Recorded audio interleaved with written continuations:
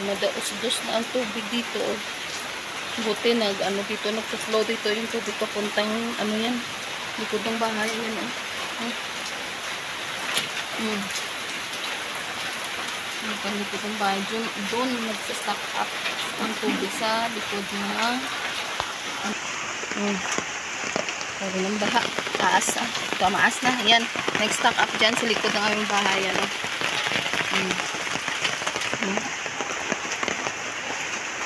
Parang bye-bye na, oh. Mataas na, oh. Naaabot na yung siminto dito, oh. Yun. Ang bilis na mag-dos ang tubig. Naaabot na dyan ng siminto namin sa Oh. Yan, oh. Naabot ng tubig, oh. Sa gilid ng aming bahay. Oh. Grabe yung ng ulan. Tinis ang ulan. Punta tayo sa market. Grabe ang Yan. Mabilis lang naman mag-absorb ang tubig kanina. Nandyan pa yung ang tubig dyan. Hindi mas wala ka ng lupa na makikita. Ayan.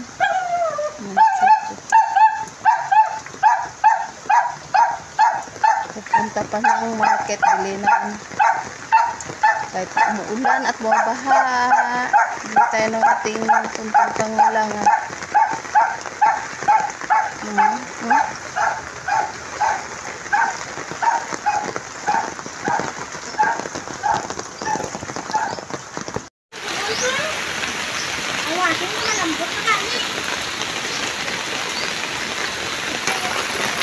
Babling-babling ang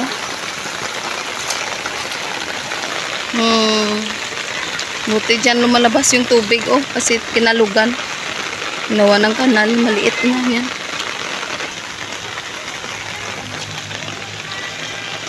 Dito dumadaos-dos yung tubig, oh.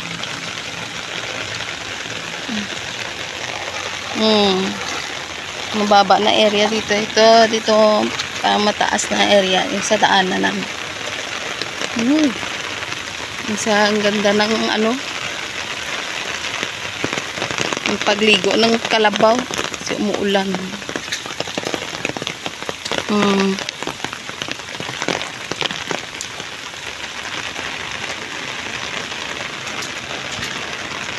Grabe pa ang ang ulap. Super pa, itim. Kanina pa to start siguro. Kahapon pa ang ulan. Dito kasi may bagyo. Bagyong Bervina na naman dito sa Visayas. Signal number 1 yan kahapon sa amin. Ngayon siguro, ewan ko, baka mag signal number 2. Wala pa kasi akong update sa weather.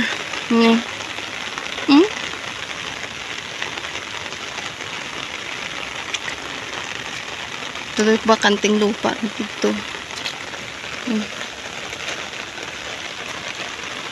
Papunta tayo sa highway. Ito yung daanan namin. Mahirap kapag may pasok. Ito yung daanan. Buti na lang nakabutas. Ako kasi mas may mga area kasi na stuck up ang tubig, malalim.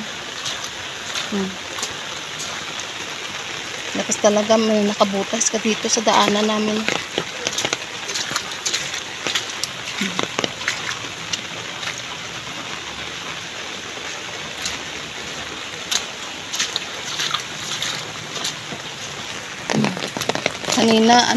Kanina habi yung ulan, buhos. Super buhos ng ulan. Ngayon is kumukunti na. Pero ang itim pa ng ng kalangitan. Yan, daanan namin. Tinambakan na dito. Pero yun, may mga tubig pa rin nakastack. Diyan.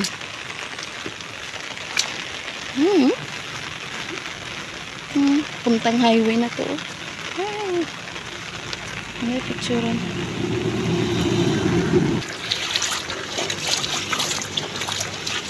Malaking tulong talaga kapag may butas ka. Yan, oh, dito na area kasi ano talaga naka-stack up yung tubig, oh. Na yun malalim dito. Hinay lang kasi ano, may area na ano. Malalim, grabe.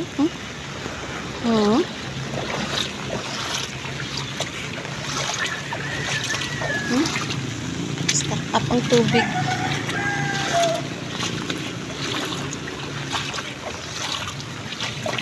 Yan, papuntang highway na yan, oh. Dito lalim.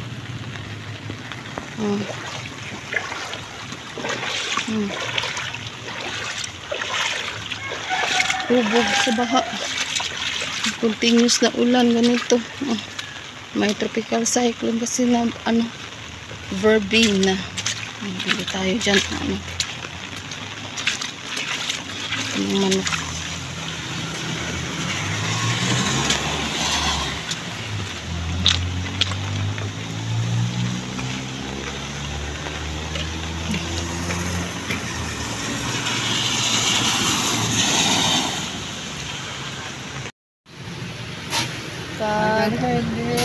Tuwa na tuwa.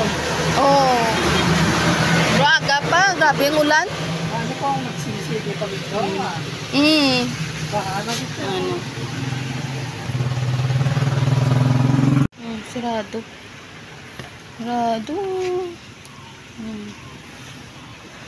Nasa market. Sirado yung ibang ano, bloke. Sirado. It's 9 na. Sirado. Mga bloke.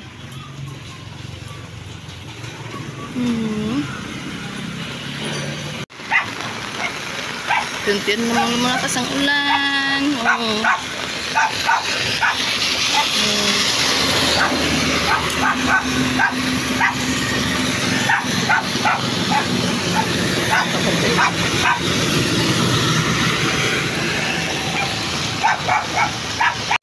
Yan, ito lang pinabili natin.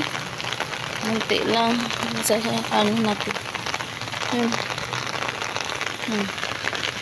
Balik na tayo kasi ano naman, malakas naman ang ulan. Hindi na ako naka-video dun sa ano, merkado, sa market naman kasi sirado naman yung iba. Kunti lang yung nagtitinda dun.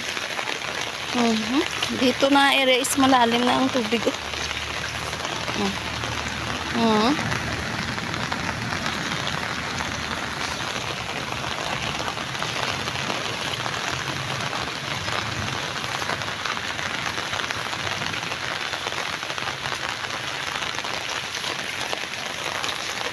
Ito namang malakas ang ulan. Kanina parang nag-stop na ang ulan. Ngayon ano naman, mula naman siya.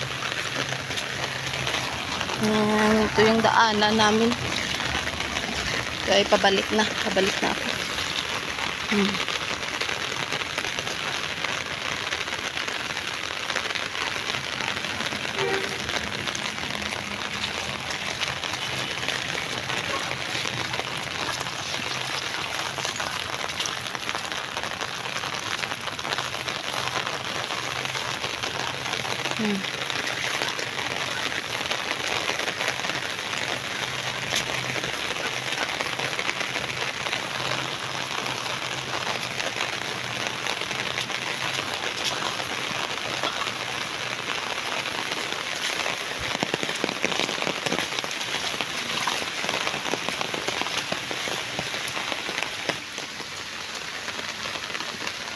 Ano tayo?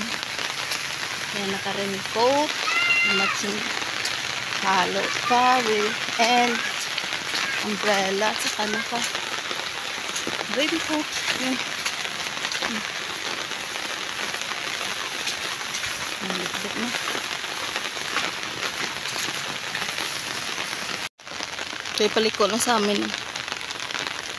Ayan.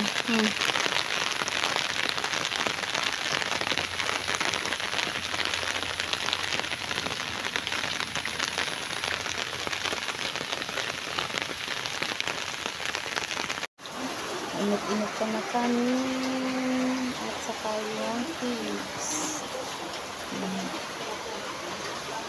Yung ano ko sa manok. Kain sa manok. After ng market natin is kain tayo pagdating sa bahay. Kain tayo ng manok kahit na umuulan. Init-init pa. Palagay ito sa lang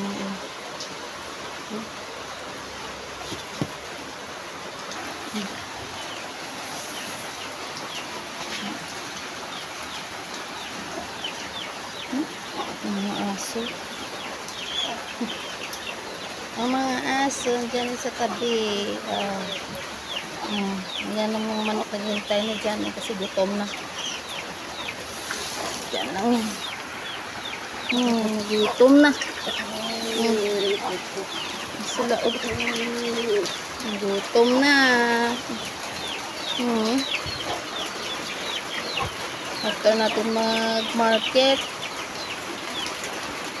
ito ng merkado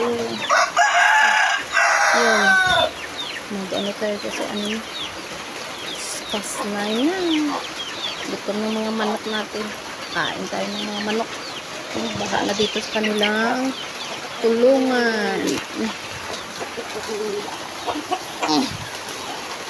kunin na natin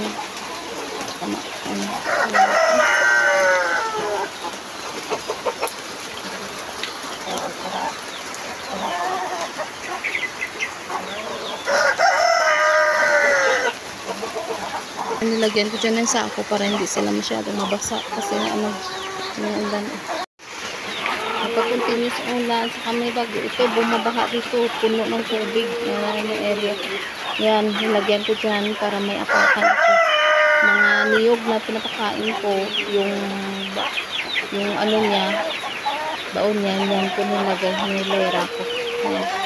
Kasi kapag continuous ulan grabing dito ang baha mataas yung tubig